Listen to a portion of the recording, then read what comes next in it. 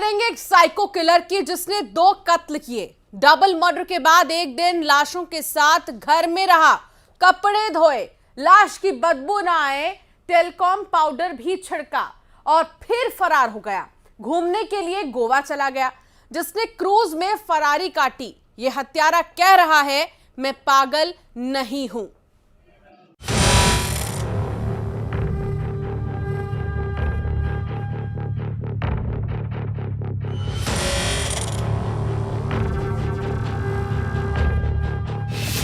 सलाखों में psycho killer.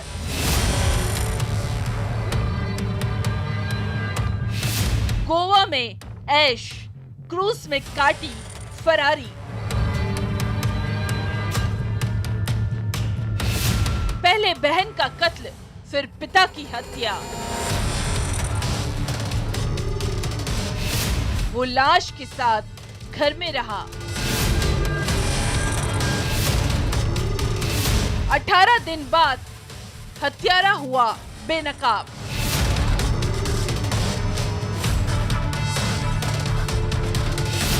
मैं पागल नहीं हूं। 9 नवंबर को जब इस घर से 2 लाशें निकली तो सब सन्न थे।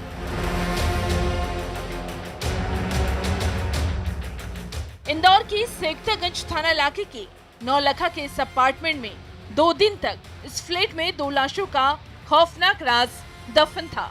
लेकिन हैरानी की बात थी कि किसी को पता ही नहीं चला यहाँ डबल मर्डर हुआ है।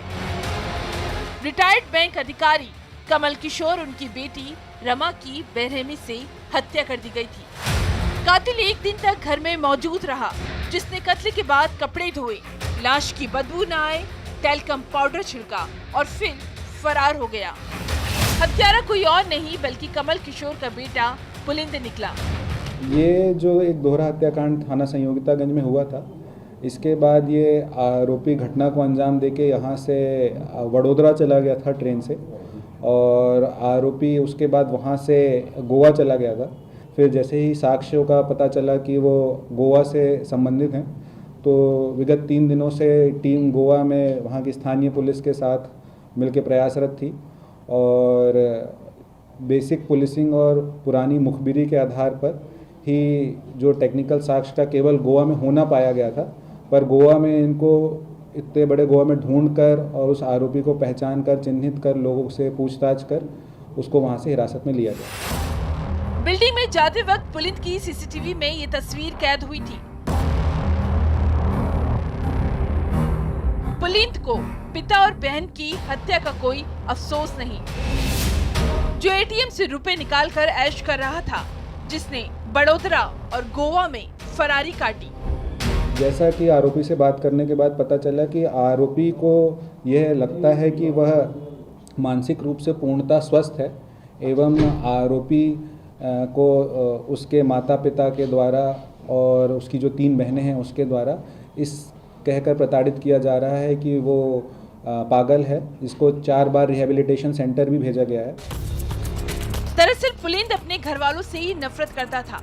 पुलिंद का इलाज घर वाले करवा रहे थे, जिन्हें बताया गया था पुलिंद को सिजोफ्रेनिया बीमारी है, वो बीमारी जिसका शिकार अपनों को दुश्मन समझने लगता है, दोस्तों से दूर रहता है, जिसे अनजान डर सताता है। लेकिन पुलिंद का कहना है कि वो मानसिक रोगी नहीं है।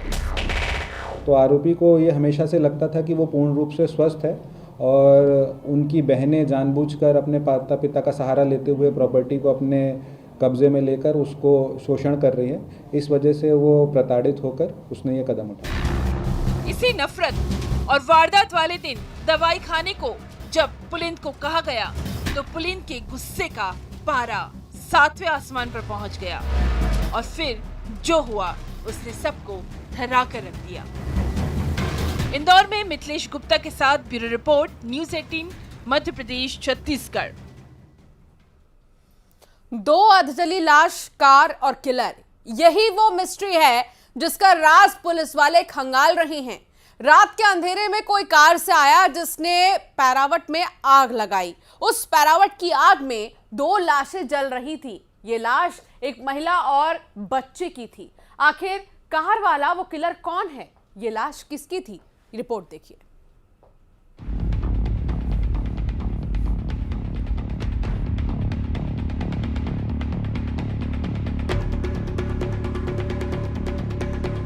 गाड़ी रोड में खड़ा रही सबकी देखा मैंने मन। कितने बजे की बात है? 2:30 बजे की बात है। एक आदमी देखा हूँ मैं। एक आदमी जब पानी उनी मारने लगे डेड बॉडी दिखा यहाँ। उसके बाद फिर पुलिस को सूचना किए हम लोग।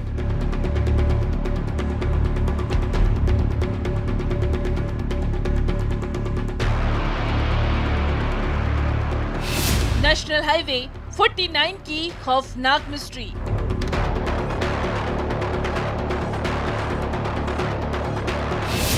जलती लाशें, सुलगते सवाल। राख में सुराग नहीं हुआ खाक।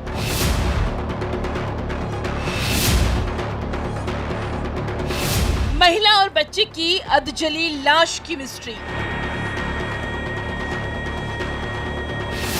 कार से आया किलर, वो कौन था?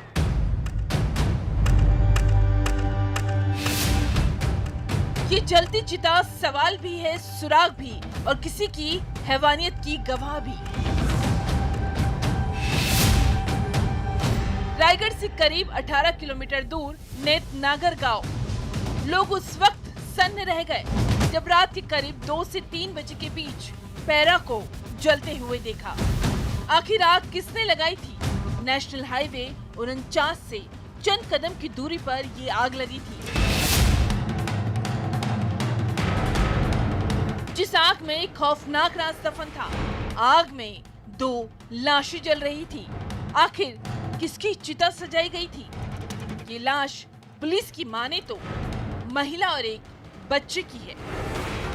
गाड़ी रोड में खड़ा रही सबकी देखा मैंने मन। कितने बजे की बात है? 2:30 बजे की बात है। उस समय पैरा में आग लग गया था? आग लग गया था। कितने लोग थे गाड़ी में? एक आदमी देखा हूँ मैं। गाड़ी कौन से कलर की थी पता लगा रहा? वाइट। अभी भी ये राज ही है। चश्मदीद की माने तो उसने कार को देखा था जिसमें एक शख्स उसे नजर आया। रात का वक्त था, अंधेरा घना था। क्या कार में एक से ज्यादा लोग मौजूद थे? क्या उस कार का कनेक्शन इन लाशों से है? सीन ऑफ क्राइम पर कार के पहिए के निशान भी मिले हैं। रात में लगभग 2:30 से 3 बजे के आसपास थाना प्रभारी जूट मिल के द्वारा मुझे भी सूचना दी गई कि नेतनागर के हाईवे से लगभग 20 मीटर अंदर एक बाड़ी में पैराहट में आग लगी थी, जहां पे जब गांव वाले उसे बुझाने के लिए आए तो वहां पे 2 डेड बॉडी दिखी, जिस पर तत्काल जूट मिल से थाना प्रभारी और मेरी टीम पहुंची और उन्होंने देखा कि एक महिला और एक बच्चे का डेड बॉडी है, जो कि आधे जो है जली हुई अवस्था में मिली है। पूरा मामला कैसे सामने आया ये सुनिए। क्राइम सीन के पास में धान की रखवाली कर रहे चौकीदार ने आग जलते देखी। जिस जगह पैरा को जलाया जा रहा था उस खेत के मालिक और कर्मचारी को खबर दी गई। गांव में पुन्नी मेला चल रहा था। रात के वक्त करीब 100 मीटर पर नाटक चल रहा था। जैसे ही लोग यहाँ पहुँचे, आग बुझाई तो बुझती आग के साथ जो तस्वीर आई वो दिल दहलाने वाली थी। महिला और बच्चे की लाश जल रही थी। ये बगल में खलिहान है, धान का रखवाली कर रहा है एक आदमी। वो आदमी यानी आग जलते हुए देखा। वो आग जलते हुए देखा तो जिसका पुआल है उसको बोलने गया कि तेरे पुआल में आग लग गया है। बगल में सामने रोड में नाटक हो रहा है गांव का, मोहल्ला में कार्तिक पूर्णिमा में हर साल होता है। वो नाटक हो रहा था, वहाँ से आदमी बुलाया आए। जब पानी उनी मारने लगे डेड बॉडी दिखा यहाँ। उसके बाद फिर पुलिस को सूचना किए हम लोग। इस इलाके से नेशनल हाईवे उड़ीसा की तरफ जाता है, तो क्या उड़ीसा से कार में लाश को रखकर लेकर कातिल आया था? कत्ल कहीं और हुआ और लाश यहाँ जलाई गई। क्या लाश को सुनसान इलाके में राज खुलने के डर से जलाया गया? आखिर कार कहाँ गायब हो गई? अभी तक जो महिला है और जो बच्चा है उनका कोई शिनाख्तगी नहीं हुई है। अपील है कि जो अगर आसपास कोई मिसिंग है तो कृपया उन्हें ज़रूर क्लेम करें, ताकि हम आगे का हमें विवेचना में जो है सहयोग मिलेगा। पुलिस की 3 टीम सुराग तलाश रही है। सीसीटीवी फुटेज खंगाले जा रहे हैं। आखिर मरने वाली महिला और बच्चे की कहानी क्या है?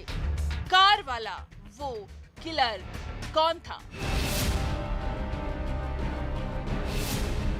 रायगढ़ में सत्यजीत घोष के साथ bureau report, news 18, Madhya Pradesh, Chhattisgarh.